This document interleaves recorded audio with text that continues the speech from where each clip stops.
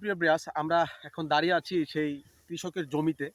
আমরা আজকে সঠিকভাবে পুঙ্খানুপুঙ্খানুভাবে জেনে নেব যে কৃষকের যে জমিতে ফসল ফলালে লাভ ক্ষতিটা জেনে নেব। কেন তার কৃষক তার স্বপ্নের ধানটা এখন আগের মতো করতে ইচ্ছুক না এবং করলেও কষ্ট হচ্ছে, কিসের জন্য আমরা আজকে জানবো। এক ভাই কৃষিকাজে ব্যস্ত, তার কাছে চলে যাচ্ছি যে এখনে কৃষিকাজ করলে আসলে লাভ ক্ষতিটা কি। চলে আসেন, আমরা দেখেই সরাসরি দেখাচ্ছি। এক ভাই কৃষিকাজ করতে, দেখেন কৃষিকাজ। ভাই কেমন আছেন? আলহামদুলিল্লাহ ভালো আছি। আপনার নাম কি? আমার নাম মোহাম্মদ মিজান মিয়া। এই মিজান ভাই, তিনি একজন কৃষক। তিনি এই কৃষি কাজ করা এখন ব্যস্ত, কারণ এখন এই জমিটা বুনন করার জন্য প্রস্তুত করবে এবং কৃষিটা যোগ্য একটা কৃষি ক্ষেত্রে, এবং এই জমিটারে যোগ্যতা নিয়ে আসতে হলে কি কি কাজ করবে আমরা জেনে নেব। এবং আগের মতো পানি, কীটনাশক, সার থেকে শুরু করে এবং বর্গা থেকে শুরু করে সব টোটাল জিনিসটা আমরা মিজান থেকে জেনে নেব। ভাই, আপনি কেমন আছেন? আলহামদুলিল্লাহ ভালো আছি। আপনি আপনি কেমন আছেন? আলহামদুলিল্লাহ। কোন সময় আসলেন কাজে? এই যে সকাল 7টা বাজে আইছি। সকাল 7টা আসছে। আচ্ছা, এখন আপনি বলেন যে এই পানি দাম আগের চেয়ে, পানি যে রোপণ করার আগে যে পানি দিতে হয়, জি। তাহলে আগের চেয়ে দামটা এখন আগের তুলনায় এখন কেমন? আগে আগে বর্তমানে আজ থেকে 10-12 বছর আগে মাত্র 250 থেকে 260 টাকা পানি খরচ আছে কানি। কানি বা যেটা বলে কাড়া। এখন বর্তমানে আগেও কিন্তু বিদ্যুৎ আছে। বিদ্যুৎ ওই 200 টাকা 250 টাকা কানি আমরা দিছি খরচ। এখনো বর্তমানে বিদ্যুৎ আছে। এখন 25 থেকে 2600 টাকা।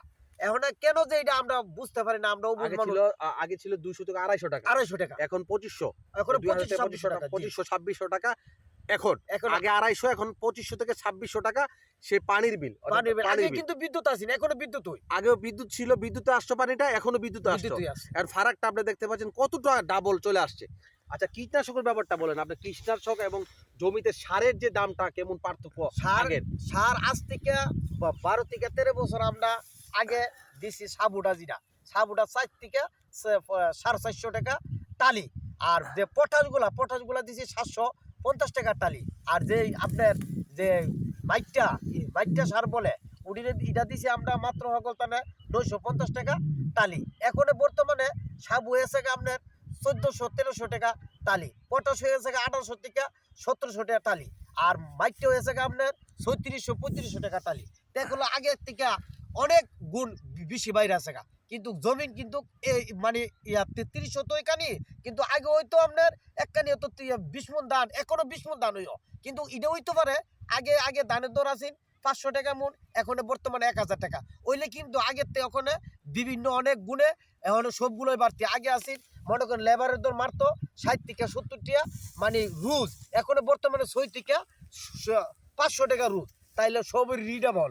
কিন্তু ওখানে আপনি বলতে পারেন যে আগে আসেন হ্যাঁ মানে ধান আসেন 500 টাকার মন, এখন বর্তমানে 1200 টাকা মন। তাইলে কেন বুঝে না? কেমন বুঝবো? আগে আসেন লেবারের দর 50 টাকা, এখন বর্তমানে লেবার রইল আমরা 600 টাকা মন। তাইলে কিভাবে বুঝবো? সবগুলোই বাদ। আগে আপনার 300 টাকা 400 টাকা দিয়া আপনার হেদ দেওয়া হয়েছি, এখন বর্তমানে হেদ দেওয়া লাগে লুজ হয়ে লাগে প্রতি লুজ 1200-1300 টাকা। তাইলে কিভাবে বুঝামো? কোনো দিক দিয়ে আমরা বুঝতে আসে না। তারপর আমরা জমিন জামা না করে পারি না।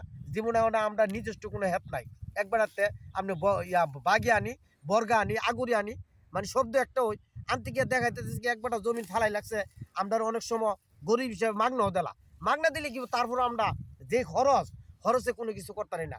এই যে মনে করেন গাছ মাছ, এই যে ফুটকি, এই যে অনেকগুলা জিনিস যেভাবে অনেক হয়ে থাকে আগের মতন পানিও না। পানি না হওয়ার কারণে যে একটা আমরা কষ্ট করতেছি, এই কষ্টের বিনিময়ে আমরা কোনো কিছু পাইতাছি না যে তারপরেও কি করাম, কোনো কিছু করার নাই।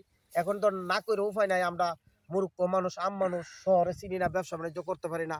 এখন কৃষিকাজ, এরপরে বাপ দাদার জমি যদিও না থাকে, জমিনও আসলে আমরা দেশটার লিগা মায়া লাগতে গিয়ে জমিন করতো কইরা গিয়ে আমরা গিয়া যে পরিশ্রমের বিনিময়ে আমরা যেভাবে করতেছি, আমরা এটাই চাই বাংলাদেশ সরকার থেকে। সরকারে আমরা শুনি মানুষের মুখে, আমরাও কিছু দেখি সরকারে অনেক কিছু সহায়তা করতেছে, মানে সব দিক দা আমরা কৃষিরা কোনো কিছু পাইতাছি না। আমরা কেন পাই না? আমরা সরকারের থেকে কোনো কিছু সাহায্য চাই। আর কিভাবে করলে আমরা কিছু বাঁচতে পারাম, কৃষিকাজ কইরা মানে দেশকে বাঁচাই রাখতে পারাম, সেজন্য আমি সবার কাছে এটা মানে ইয়া করলাম, দাবি জানাইলাম। এই বিল্লা আমার সংক্ষিপ্ত বক্তৃতা শেষ করলাম। আসসালামু আলাইকুম।